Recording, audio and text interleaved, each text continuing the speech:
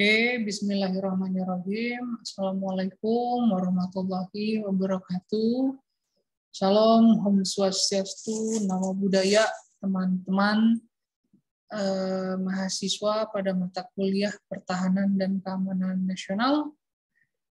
Alhamdulillah kita dipertemukan kembali dalam situasi yang berbahagia, dalam situasi yang menyenangkan, dan terlebih dan terpenting adalah kita semua diberikan kesehatan selalu oleh Tuhan semesta alam. Semoga Bapak Ibu sekalian selalu diberikan rezeki yang melimpah dan juga diberikan niat yang ikhlas untuk mengikuti perkuliahan ini. Bapak Ibu, mohon maaf untuk pertemuan kali ini kita tidak interaktif langsung ya, baik di Zoom maupun Google Meeting, karena ada beberapa hal yang harus saya lakukan, jadi mau tidak mau saya limpahkan materinya pada mekanisme yang baru, yakni melalui YouTube, tapi semoga tidak mengurangi kualitas dari materi itu sendiri. Dan sisi baiknya teman-teman jadi bisa menontonnya kapanpun, tanpa harus terikat dengan waktu. Dan yang terpenting, sekali lagi semoga materi ini bisa jadi manfaat, atau pertemuan ini bisa menjadi manfaat untuk kita semua selepas kegiatan perkuliahan ini selesai dilakukan. Oke, baik teman-teman, untuk hari ini di pertemuan keempat ini kita akan membahas tentang bagaimana konsepsi negara kepulauan Indonesia. Nah, berbicara tentang negara kepulauan, teman-teman, kita sering mendengar istilah tanah air, ya enggak? Kita sering mendengar bagaimana konsep tanah air itu menjadi sebuah propaganda para pendahulu kita, para pemimpin-pemimpin kita di masa lampau untuk memperjuangkan apa yang seharusnya kita perjuangkan. Tanah air sendiri merupakan kesatuan konsep di mana masing-masing mewakili kesatuan daratan dan lautan. Nah, tanah air ini juga menjadi trigger adanya konsepsi negara kepulauan. Nah, sebelumnya teman-teman, pada masa kolonialisme Hindia Belanda, pada saat itu belum ada Indonesia ya, yang pasti ya. Cuman sudah ada hukum internasional yang mengatur bahwa teritorial Indonesia itu merupakan teritori bekas kolonialisme Belanda. Kalau nggak salah Maritim Kringen Ordonansi tahun 39. Nah, di situ belum diatur teman-teman berapa batas garis pantai Indonesia, kemudian di mana zona ekonomi eksklusif itu belum diatur sama sekali teman-teman. Konsepsi tentang negara kepulauan Indonesia itu, tentang negara kepulauan itu baru mulai dikumandangkan pasca demokrasi parlementer, khususnya di akhir kepemimpinan dari parlemen pimpinan Juanda. Nah, tahun 1957 Insinyur Haji Juanda itu mendeklarasikan deklarasi Juanda. Garis besarnya deklarasi Juanda itu mendorong adanya batas terluar garis pantai Indonesia itu maksimal 12 mil. Sebelumnya tuh nggak diatur batas pantai Indonesia itu segimana, wilayahnya gimana, dan lain sebagainya itu belum diatur. Tapi pada saat itu pemerintahan parlementer di bawah Juanda itu menyuarakan adanya deklarasi khusus untuk memperjuangkan 12 mil garis pantai Indonesia pada saat itu. Sejak tahun 1997 kemudian teman-teman deklarasi Juanda terus disuarakan baik di pertemuan internasional maupun pertemuan-pertemuan lain yang setidaknya membahas tentang konvensi hukum laut internasional. Nah, meskipun pada akhirnya konsep ini tidak tercantum dalam konvensi hukum laut tahun 1998 di Jenewa yang diselenggarakan oleh Perserikatan Bangsa-Bangsa atau PBB, akan tetapi Indonesia pada saat itu tetap melanjutkan penerapan konsep tersebut. Nah, sasaran delegasi dari deklarasi Juanda, teman-teman, pada saat itu mengutip dari buku Bunga Rampai Hukum Laut Mokhtar Kusumaatmadja tahun 1972, ada beberapa poin, ada sekitar 6 poin yang menjadi sasaran delegasi dalam deklarasi Juanda. Yang pertama dan yang paling utama ialah untuk berusaha, dicatat oleh teman-teman, untuk berusaha agar konferensi dapat melahirkan suatu keputusan tentang prinsip negara kepulauan yang akan memberikan keuntungan pada posisi Indonesia, baik secara politik maupun secara ekonomis. Itu poin pertama yang menjadi sasaran delegasi pada saat itu perihal deklarasi Juanda. Di pertemuan-pertemuan sebelumnya, ini pertemuan Konvensi Hukum Laut tahun 58 di Jenewa. Kemudian yang kedua, sekurang-kurangnya berusaha untuk memperoleh pengertian dari negara-negara lain terhadap konsepsi negara kepulauan, sebagaimana yang termaksud dalam deklarasi Juanda, yakni yang 12 mil garis pantai itu. Nah, yang ketiga, teman-teman, berusaha agar supaya pasal 5 dari rancangan konvensi yang diajukan oleh International Law Commission atau ILC dapat dipertahankan. Nah, pasal 5 itu tentang apa nanti akan kita bahas. Kemudian di pasal 4 itu sasaran delegasinya adalah menghindari sebisa mungkin adanya pembatasan panjangnya garis pangkal lurus. Kemudian ada juga berusaha agar dapat dicapai perubahan pada pasal-pasal tertentu. Dan terakhir adalah mengajukan usulan atau mendukung usulan negara lain yang menginginkan 12 mil laut ditetapkan sebagai batas luas laut teritorial.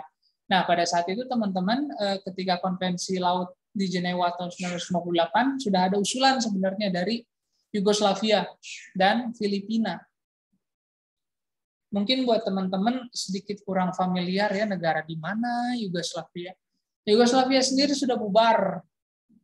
Dan sekarang negara-negaranya pecah menjadi negara-negara seperti Serbia, Kroasia, Montenegro, kemudian juga ada Bosnia, ada Herzegovina, kemudian ada juga Chechnya, dan lain sebagainya. Nah, teman-teman, sebelumnya negara-negara tersebut bernama Yugoslavia.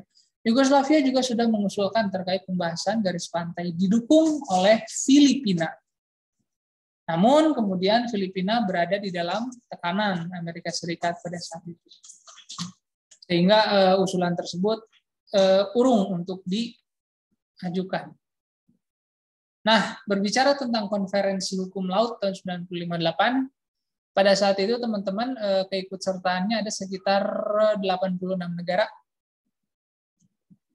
dan berlangsung pada tanggal 24 Februari 1958 sampai dengan tanggal 27 April 1958. Maksud dari adanya Konferensi Hukum Laut pada tahun 1958 adalah melaksanakan tugas yang diamanatkan dalam Majelis Umum PBB yang telah menentukan bahwa isinya itu seperti ini.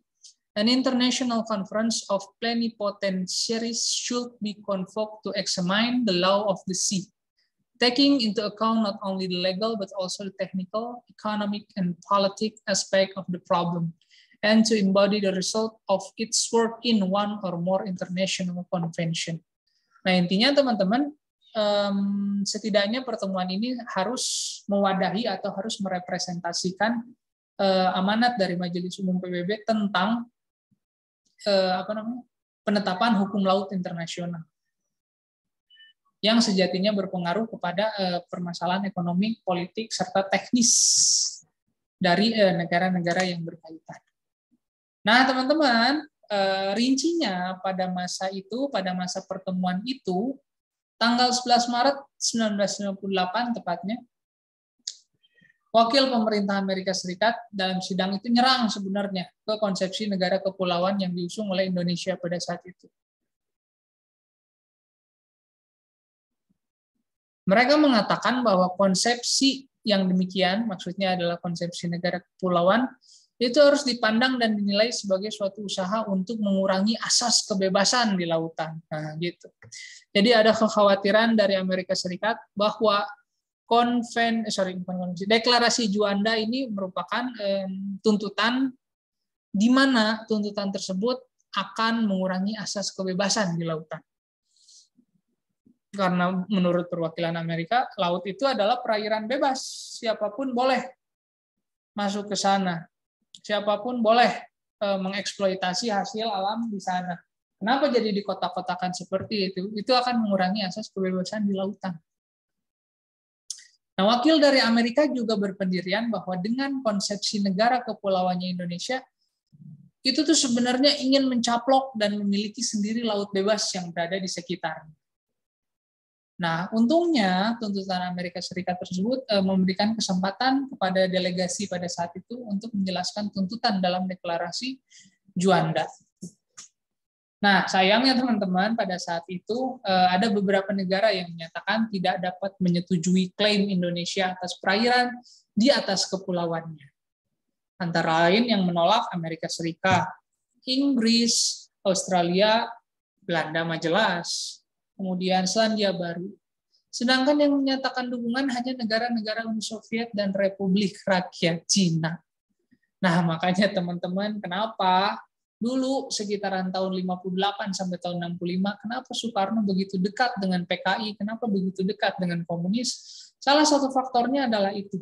Karena negara-negara di luar Indonesia yang paling intens mendukung itu adalah negara-negara komunis itu sendiri, seperti Soviet, Uni Soviet, dan juga Republik Rakyat Cina pada saat itu. Amerika Serikat, peninggal John Frederick Kennedy karena ditembak, suksesornya cenderung melihat Indonesia sebagai negara berkembang yang melunjak. Nah, makanya Soekarno pada saat itu nggak suka. Pun halnya dalam urusan ini, dalam urusan klaim perairan batas Indonesia, yang mendukung cuma 2 negara itu, teman-teman. Sisanya nggak pada mendukung, sisanya melawan. Makanya kemudian wacana tentang 12 mil batas laut teritori Indonesia dipending. Nah, konsep Indonesia sebagai negara kepulauan atau archipelagic state diakui dunia itu setelah berapa tahun ya, tahun 82 itu. Jadi dari tahun 58 ke 82 itu sekitar 24 tahun kemudian baru diakui sebagai negara kepulauannya. Konsep negara kepulauan diakui oleh dunia internasional itu baru 24 tahun kemudian. Yakni setelah disahkannya United Nations Convention of the Law of the Sea atau disingkat UNCLOS yang disahkan pada tanggal 10 Desember 1982. Kemudian Indonesia juga telah meratifikasinya dengan Undang-Undang Nomor 17 Tahun 1985. Nah, pengakuan Indonesia sebagai negara kepulauan tersebut merupakan anugerah yang besar bagi bangsa Indonesia pada saat itu, bahkan sampai saat ini. Karena pada akhirnya teman-teman, perairan yurisdiksi itu meliputi 2/3 dari seluruh luas wilayah negara. Luas perairan kemudian menjadi satu kesatuan dengan daratan.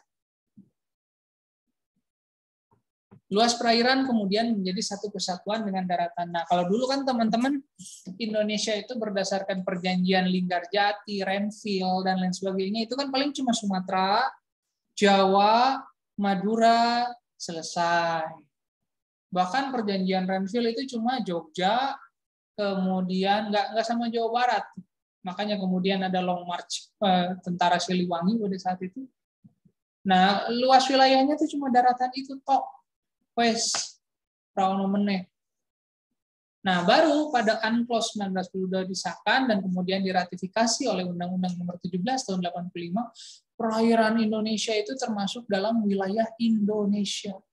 Di mana sebelumnya Laut Jawa, Laut Selat Karimata, Selat Sunda, kemudian juga Laut Banda, Laut Arafura, dan lain sebagainya itu dulu merupakan perairan lepas.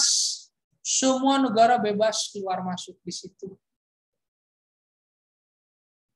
Mau kapal apapun, kapal asing manapun bebas berendam di sini, bebas mencari ikan di sana dan lain sebagainya. Sedangkan setelah disahkannya UNCLOS tahun 1982, otomatis teman-teman perairan yang ada di sekitar Kepulauan Indonesia juga menjadi bagian dari Indonesia itu sendiri. Indonesia sendiri merupakan negara kepulauan yang terbentang dari Sabang, kota Sabang di Pulau West, sampai kemudian Merauke, batas paling timur di Pulau Papua. Batas wilayah laut Indonesia pada awal kemerdekaan itu hanya selebar 3 mil laut dari garis pantai atau coastal baseline setiap pulau. Cuma 3 mil. Jadi setiap ada pulau apa, misalnya Bali, 3 mil ke depan cuma itu batas dari Indonesia. Selebihnya itu merupakan perairan lepas.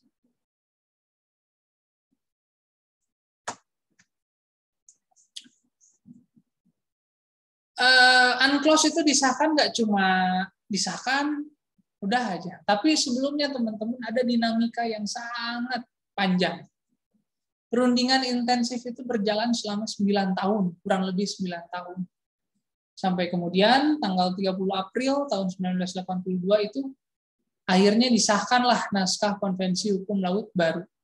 Konvensi tersebut dikenal sebagai Konvensi PBB tahun 82 tentang hukum laut dan ditandatangani pada tanggal 10 Desember 1982. Konvensi yang terdiri dari berapa pasal? 320 pasal dan 9 aneks ini secara substantif memuat ketentuan-ketentuan baru yang membedakannya dengan konvensi tahun 58 sebelumnya, di mana 12 mil Indonesia itu bahkan ditolak. Ketentuan tersebut antara lain mencakup tentang lebar laut wilayah 12 mil laut, yaitu laut teritorial. Dan yang paling penting teman-teman, yang paling penting adalah Indonesia kemudian memiliki zona ekonomi eksklusif sepanjang 200 mil laut. Artinya tidak cuma 12 mil dari garis pantai, teman-teman, tapi 200 mil dari garis pantai. Indonesia punya hak ekonomi eksklusif, baik untuk mengeksploitasi sumber alam yang terkandung di daratan pantai itu maksudnya dasar laut, maupun hasil ikan yang ada di dalam wilayah cakupan zona ekonomi eksklusif. 200 mil ke selatan dari misalnya laut pantai Pangandaran, atau kemudian pantai Parangtritis, atau kemudian pantai selatan lah.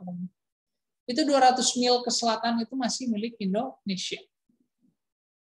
Nah, selain zona ekonomi eksklusif, juga kemudian UNCLOS ini membahas tentang landas kontinen, hak-hak bagi negara yang tidak berpantai, rezim negara kepulauan, konsep common heritage of mankind, kemudian pencegahan pencemaran di laut, selat untuk pelayaran internasional, dasar laut di luar batas jurisdiksi nasional, alih teknologi, penelitian ilmiah, semua dibahas secara rinci.